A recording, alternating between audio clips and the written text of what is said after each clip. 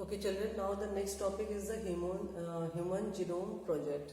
So this is the last topic of this chapter, the Human Genome Project. That means we have studied how we just separated out this DNA, isolate this DNA, and how this DNA isolation is a milestone for different work in the researchers also. So here is the Human Genome Project, which is, we know that the human genome is the DNA and which carries the genetic informations. We know that the two individuals are now not same. If we see the DNA structure of one individual to the another, we find that 99.9% total numbers of nucleotides of the bases are similar. Out of 99.9%, the nucleotide bases are similar. Only the 0.1% is different between the two individuals, due to which there will be the phenotypic differences among the individual. So two individual different means DNA sequence different at some places. So you can say that when the DNA structure is there and it is a very long DNA fragments, so somewhere it is different. That's why the two individuals are different.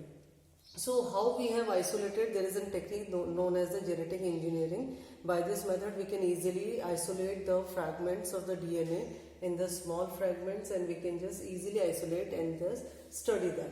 So it was launched in the 1990 when it was studied that how to isolate this human genome. So first they have isolated, and that program was launched in the 1990, and the method of genetic engineering technique is quite difficult, and it is a very hard, or you can say it need a lot of time plus the money. The human projects, it was started, so it was known as a mega project. The reason behind is that means we have studied the base pair, that means 3 into 10 to the power 9 base pairs are that is a number of base pairs in the single genome of a human, and the cost of each sequence, that means to isolate by the genetic engineering each genome, the cost of each genome is round about $3 per base pair. So we are saying that in the piece of fragment of DNA, if we study the one base pair, what is the cost to isolate that one single base pair is round about $3. Okay, so that is round about $3 they have to expense to isolate and study the feature of that base pair. So we found that the total cost, that means the scientists have found that total cost of the projects is round about 9 billion. So 1 billion is equals to 1000 million, and 1 million is equals to 10 lakh. Okay, so round about that much amount is expended by the US, UK and some other countries. So now the next question is that this is the expenditure to just analyze the data of DNA in the human body, and we know that 3 into 10 to the power 9 base pairs are there in the single genome, in the single gene structure of. So he found that how will we store, if suppose we want to store the detail of all the chromosomes, that means we have 23 pairs of chromosomes, to study them and to save the records of this chromosome sequences. So they found that how to store in a book. Each page, suppose each page carries 1000 alphabets, and 1000 alphabets in each page, and in each book we need 1000 page to store this information, these sequences. So if we calculate that 1000 letters in each page, and that book carries 1000 page, so we need 3300 books to store all the information that we have isolated through the genetic engineering by the human genomes. Okay, so that was a big deal. That means it's quite difficult to store that kind of information, around 3300 books, okay, to save that records. So the information of DNA, that means for recording all these sequences, we need a high speed computation. That means by manually we are not able to just prepare this data. So that means some software is required, or you can say some high speed computation devices there is required for storing that data, and then it can be easily analyzed. That means if there is a mistake, if we just match the DNA sequences, we can easily analyze them. So for that they need a device also, that is computation devices are required for the data storage and the analysis, and that was the next new branch of the biology, that is known as the bioinformatics, in which it is deal with all the data storage, their computation, their analysis of the data. Now, what is the goal of Human Genome Project? When it was started, what is the aim behind it? Why they have just searched and they have isolated these sequences and maintained the record? The Human Genome Project said that to identify, first they identified 20 to 25,000 genes in human DNA. We found that in the human there is around about 20 to 25,000 genes are there. Before, earlier they said that there are 80 to 1 lakh genes, but it was wrong. After research we found that only the 20 to 25,000 genes are present in the human system. And the first thing we identified by this is the first goal. Second one is to determine the sequences of 3 billion chemical base pairs.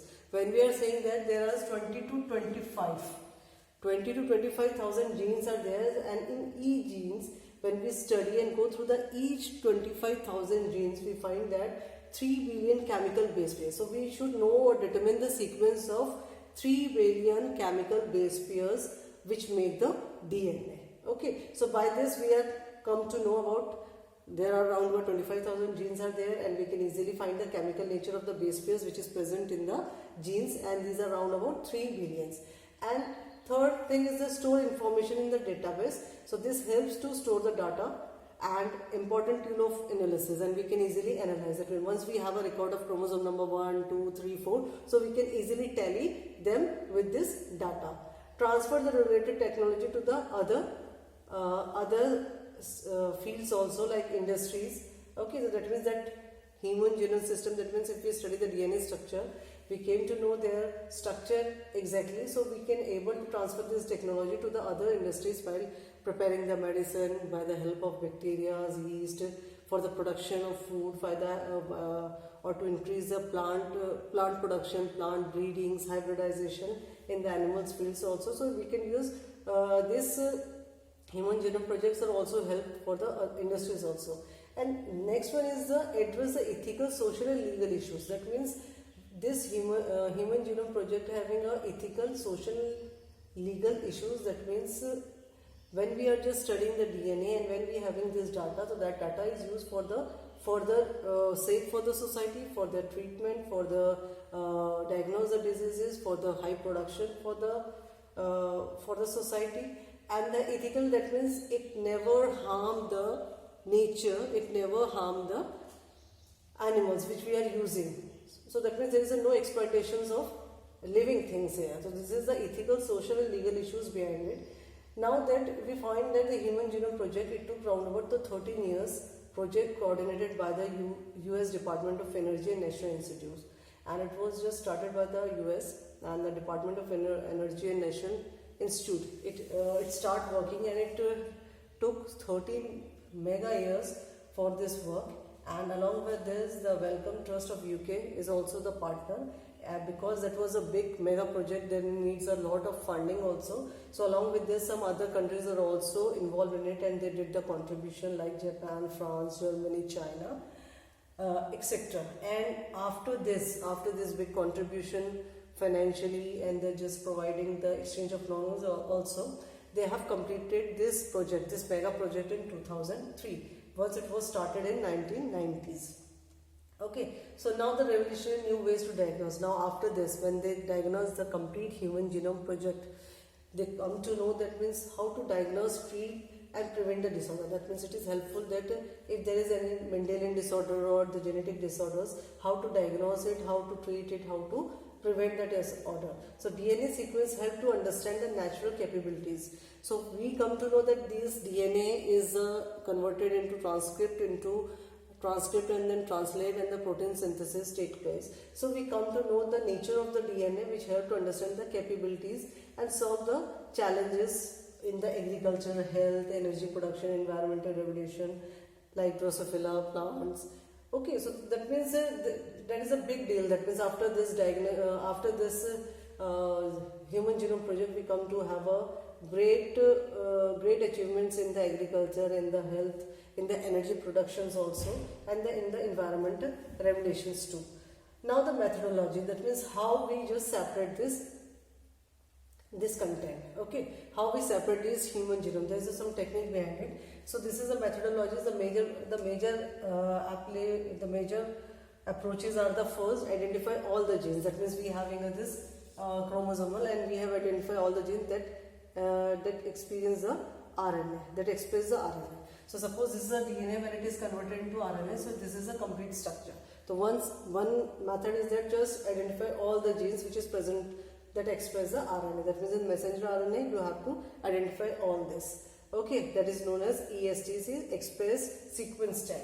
So that means whatever the copied from the messenger RNA, DNA to the messenger RNA, that is the complete sequence. You have to read that, you have to study that. Second is the blind approach of sequence, where the whole set of genomes we have taken. Okay, the second way is that you have just taken the whole fragment is there, and that means that is a blind, means there is no particular sequence, because in the messenger RNA there is a particular sequence we are taking.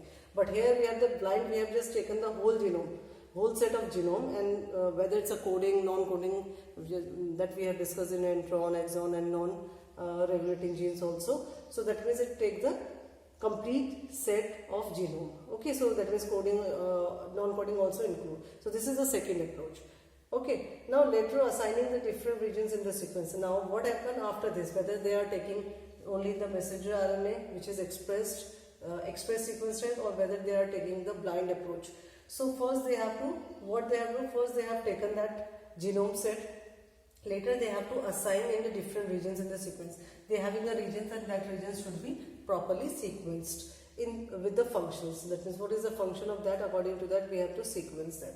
Okay, so that means the way of sequencing, when we get the fragment, that fragment of DNA should be sequenced according to their function, that is known as sequence annotations. Okay, so that means we are sequencing these fragments according to their function. This is known as a sequence annotations. After that, when the sequence annotations will take place, then what happened? Then the sequences with the A's, that means there will be the sequences, and that is sequences with the A's with the according to the function we have arranged them and annotated with the DNA sequence that was given by the Frederick Sanger. Okay, he also determined the method of amino acid sequences too. Clear? So that means how to sequence. That means in the easiest way we have just separate out the messenger RNA, or we have just taken all set of a genome, and then we have just isolated them according to their functions, and they are automated. That means it's quite difficult. That means verbally or manually we can separate it. So we have a sequence is there, and that sequence should be overlapped. So here we will find this sequence we get by the Frederick Sanger's automated, and then it is overlapped. Some of the sequence you will find that is in overlapping with each other. When it is overlapping with each other, that means it will be aligned. And how it is be aligned? That means it should be in the proper sequence like this. So it should be in the proper sequence. For that there is a computer based program. So how this fragment will be non-overlapped, or it should be aligned proper lines by the computer based program is there, and this is known as the sequence annotated. Now here it is completely sequentially annotated. Now the sequences of chromosome 1 of the achievement in the 2006, that means the complete sequence of chromosome 1 is completed in 2006. Now the task is the genetic and the physical mapping. So this is the process how we have just taken out the fragment of DNA, then it is isolated, then it is aligned in the sequence way, and it can be with the help of computer program, we can just align them properly in a small fragment, and after that we can, according to the sequence annotated, we can easily identify. But the task is that how we genetically and physically map. That means this is the way, and there are around about the 23 pairs of chromosomes, and how we will be just map them or genetically shows them. So there is a method known as the polymorphism. That means while studying the whole chromosome we come to know the polymorphism. Now polymorphism is what? Actually there is a variation at the genetic level. That means this is the basis, and we find that 99.9% of nucleotide base pairs are similar. Only 0.1% is differ. So we have to find out where is the polymorphism, where is the variation at the genetic level. Okay, so known with this, that means this is completed, and after the polymorphism we have to find out variation at the genetic level, and this is the repetitive DNA sequences known as the microsatellites. Now this process goes on, and this is polymorphism, that means a variation, it is occur in the repetitive sequences. This repetitive sequences means those sequences of nucleotide base pairs which are repeated many times, and it is repeated from 100 to 1000 times in a chromosome. Okay, so there is a repeated DNA sequences and known as the microsaccharide also, which is a non-repeating. So we have to just isolate them and we have to identify whether this genetic variation or polymorphism is occur in it. Now next is the salient features of the human genome. Now what are the features? While studying this human genome project, what is the goal behind it? These are the goals where we have studied, that means we identified the genes, we have find out the base pairs, we have stored their data, and there we have addresses the many ethical, social and legal issues. Along with this, there is a salient features of human genome. Now what are the features of this human genome? The first thing is that the human genome contains a 3164.7 millions base pairs. Okay, that is a 7, this millions of nucleotide base pairs are there. This is the first salient feature. And we find that the average genes, that means a gene carries the 3000 base pairs. Okay, so this is an average, it's a common, that means this is a complete chromosome, and in the chromosome there is a gene. So these genes carry 3000 base pairs. It's an average. Okay, size varies, human, and its size may be vary, and one of the example of protein is the dystrophin, which carries a 2.4 billions of base pairs. So this is also an exception in the human. Along with this, there is a total number of genes around about 30,000. Okay, so we have discussed, that means we have studied 20-25,000 genes in the human, and first while studying we come to know around about 30,000 genes are present in the human, and before that it was found that 80 to 1 lakh genes are there. Okay, it was said earlier, which was wrong. Now the 50% of them genes, that means that these are the genes, we are saying that how much genes we having a 30,000 genes, and out of this gene, total number of 30,000, 50% of them genes function as unknown. That means these are the 30,000, out of 30,000, 15,000 genes, we don't know what its function is it. Only 50% of that is known. And the interesting thing is that out of this, the 2% of genomes code for protein. That means out of 30,000, we find only the 2% will be code for the protein, which the process known as a translation. Clear? So these are the interesting facts we came to know after studying this human genome project. Along with this, we have said that repeated sequences are large portion. That means if we see this DNA, because DNA its length when we study it's round about too much, and it carries lot of numbers of nucleotide, round about 3164.7 millions of nucleotides are there, nucleotide base pairs are there. So that having a repeated sequences, that means that sequences of base pairs are repeated many times, and that covers a large portion. And this repeated portions are, you can say 100 to 1000, I told you earlier, 100 to 1000 times greater. Chromosome number 1 has a greater genes of 2968. So this is one thing also, that the chromosome number having 1, which was we completed there, studied in 2006, sorry. So it's having a gene of 2960, but the Y having a minimum number of gene, that is a 231 genes. Okay, and the last feature of this is, you can see here that the scientists found that 1.4 million locations were the SNP. Now what is SNP? Is a single nucleotide polymorphism. That means when there is a single base pair is differ.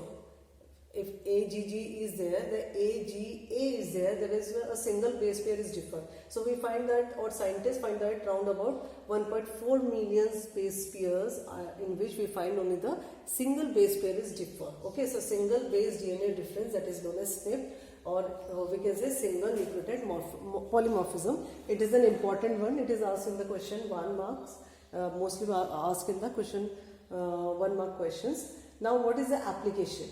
Okay, so first application, that means we have did this mega project, and there is a lot of application of it. First is the DNA fingerprinting. It helps in the production in the field of agriculture, plant hybridization, animal hybridization also. Okay, so that means this application helps to transcript tissues, tumor diagnose, treatments. Okay, so it is a milestone, you can say. We find that in the DNA fragment there is a 99.9% are the same nucleotides. Only the 0.1% difference causes the phenotypic changes amongst the individual. and we know that 3 into 10 to the power 9 base pairs is occur. So now this single change causes a difference in the phenotypical differences, and the sequence of DNA is really expensive, almost daunting and expensive, consist of. Now what is the DNA fingerprinting? It is of two types. How will we just separate out the DNA?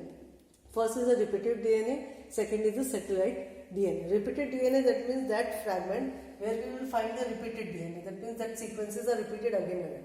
The small stretch of DNA or fragment which is repeated many times, like 100, 1000 times, and it is separated from the block. So we can just take that fragment and that repeated sequences, then they have just by the process of density gradient centrifugation, we can just remove that peak. That means it creates one assemblage in the tube. So they are just removed, and this is known as the major peak. We find that this repetitive DNA consists in the large amount.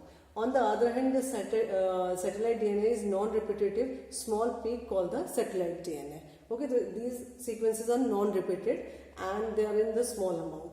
So, and we can see here in the satellite DNA the composition of adenine to thymine or cytosine to guanine also, and it is further divided into microsatellite and mini satellites. Okay, so according to their combination of AT and CG, it is known as micro and mini satellites.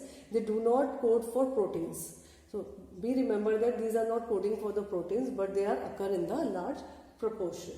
Okay, so DNA fingerprinting, as you have heard that, so DNA we get from the blood, sperm, hair, nails, and even saliva, skin, bones, etc. And this sequence has a high polymorphism. So we can see that with this we can find out the polymorphism of the following body, and the same degree of polymorphism is useful. That means with the help of this polymorphism, that means a variation at the genetic level, helps to find out that for having their application in the forensic, means to diagnose any crime, to know the murderer, or to find any genetic relations among the family and all. So it is having a great usefulness in the forensic applications. Now polymorphism in the simple way is the DNA variation, and the basis of genetic mapping of human genomes will DNA fingerprinting. Okay, so we have genetic DNA fingerprinting method which we have discussed earlier, how it is separated out. When there is a mutation means when there is a change in the genetic content or the base pairs in the somatic cells or the germ cell. When there is a little bit variation we can find in the somatic and the germ cells the DNA polymorphism more than one allele on variant. That means if there is a variation in the polymorphism is occur there in the one allele on the locus, okay, the frequency will be, you can say the frequency is around about 0.01. Okay, so it is inheritable in the mutation. That is inheritable, that means that variation is causes the mutation, and that will be occurred slowly and gradually in the population. That is referred to as a DNA polymorphism. So probability of variation in the non-coding is higher. So we have studied this is a satellite DNA, that means we are having a non-coding sequences are there. So that helps you